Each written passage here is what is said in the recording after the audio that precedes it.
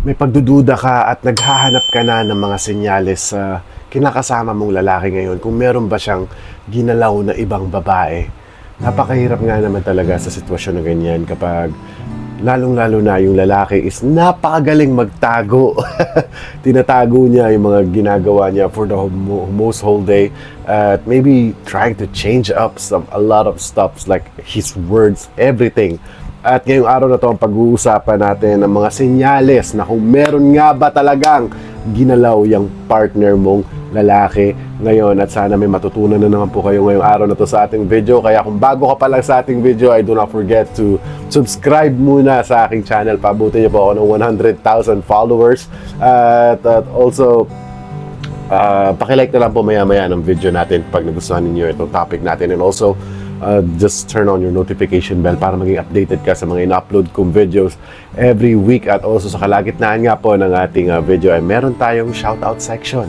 Ayan, na kung saan babatiin natin ang ating mga mahal na subscribers na nagpapa-shoutout since last week. At also meron nga rin po tayong something dyan sa Instagram na imamay day kita. Yan, imamay day ko ang pangalan mo sa Instagram. At meron na nga po tayong mga videos din dyan na ginagawa. Ibang video po, hindi po kagaya nito, but short form video, pero mga quotable, mga nakaka-inspire na mga salita sa Instagram. Kaya andyan po sa ibaba, see more, click nyo po yan, i-follow nyo po ako sa Instagram para makita nyo rin po yung mga video ko na ina-upload dyan, at para ma-my day ko rin po ang mga pangalan ninyo. So without no more further ado, let's go to our main topic for today. Mga senyales na kung meron na nga ba talagang ginalaw yung lalaki mo. Number one is hindi siya nag-o-open up, okay? Kahit araw niya, yung problema niya, pero sige, puro ganun-ganun lang yung sinasabi niya. Kung dati ay panay open up siya kung ano nangyari sa trabaho niya, kinukwento niya sa'yo, para kayo magtropa, and then suddenly, nagbago na lang siya bigla, di ba? Nagbago na lang. Na parang, he's being careful kung ano sasabihin niya. Yes, ayan nga po ang maybe 50 to 60% of chances na nagloloko na siya, kasi hindi naman normal sa lalaki na bigla na lang magbabago, na hindi na siya nag-open up sa'yo, di ba? Na kung ano man nangyari sa ano niya, kung kumakain kayo, sometimes may mapag-uusapan talaga kayo. But if suddenly that thing changes, mag-isip-isip ka na. And also, be an inspector nga, kung sabihin natin. Matuto ka na mag-inspect kapag hindi na siya nag-open up sa'yo ng mga araw niya. And kung dati nag-open up siya, pati mga problema niya, sinasabi niya sa'yo, and everything under that relationship. At kahit ano pa mga ino-open up niya, di ba? Mga katrabaho niya, kilala mo na yung pangalan kahit hindi mo pa nakikita, di ba? Yung mga nakakasalubong niya, mga nakakapansinan niya, dati sinasabi niya pa yan, nakikilala mo kahit hindi mo nakikita, but now everything just changed at hindi ka na niya binibigyan ng information about his day and his problem. There's a big chance and possibility na may kinalantari na yung lalaki mo. Up next is kapag meron kang naamoy na kahit slight lang na women's perfume. At girls, alam niyo naman siguro yung amoy ng perfume ng babae kumpara sa lalaki. Yes, merong perfume na unisex, but diba, may mga perfume na unisex, but malalaman mo talaga kung pambabae o panlalaki. And yeah, at first maybe siguro baka nga siguro may nag-ano na sa kanya, hello, di ba? Yung mga greetings, di ba? Ganun, okay. Forgiven yung mga ganyan. Kasi didikit, matapang kasi talaga yung mga perfume ng mga babae, didikit talaga yan. But, kung consistent nga po yung sinasabi natin, kung consistent mong naamoy yan, syempre, kung mag-asawa na kayo, ikaw naman siguro naglalaba ng mga damit niya, di ba? And alam mo naman siguro yung mga perfume na gamit mo, alam mo naman siguro yung amoy ng mga perfume na ginagamit mo. So, ewan ko, may tactics kasi kayo talaga na ganyan mga girls, di ba? Paglalaban nyo, amoy nyo muna, di ba? Ganyan kayo, huling-huli siya, di ba? Mga ganun. So, if consistently nahuli mo yung lalaki na amoy perfume yung damit niya, there's a big chances na nagloko yan sa'yo, or maybe he did something talaga, may ginawa siyang something sa'yo. If consistent mong naaamoy, and especially kung same perfume, naamoy mo, kada lalaban mo yung damit niya, as I said, be an inspector na, magtanong-tanong ka na, or siguro makiramdam ka na rin, baka nagloloko na yung partner mo sa'yo. And before before we move on sa ating next topic, ay babatiin muna natin ang ating mga mahal na subscribers na nagpapa-shoutout since last week na sina Resma Palomo, sila Jinky Bailo ng Kuwait, hello. Kay Maricel Primor, hello po. Kay Carlene Ann, hello po. Kay Melody Venus, hi. At kay Mylene Labuk ng Saudi Arabia, hello po.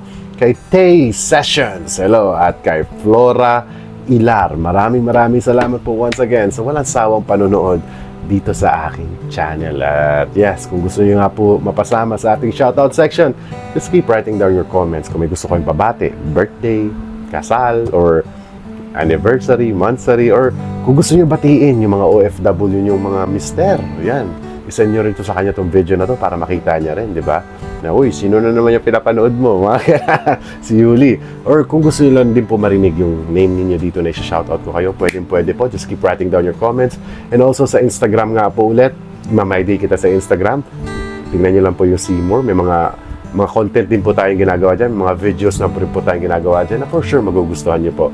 So, keep writing down your comment and also follow me on Instagram. So, let's go back to our topic. Signs na kung meron na nga ba talagang ginalaw na iba yung lalaki mo. Up next is kung nililinisan niya kaagad yung sarili niya pagdating ng bahay. Na yung tipo na darating siya ng bahay, hindi mo na makikipagbeso-beso sa'yo. Ay! Hindi mo na siya makikipag-kiss sa'yo. Tapos, anday lang, wag mo na ako, maliligo lang ako saglit. Kasi baho ko trabaho, init pawis Diba? Yung mga ganun talaga pangyayari minsan na kung talagang pawis na pawis siya, hindi naman siguro palagi yan diba? But kung palagi niyang ginagawa na umiiwas muna sa'yo, diba?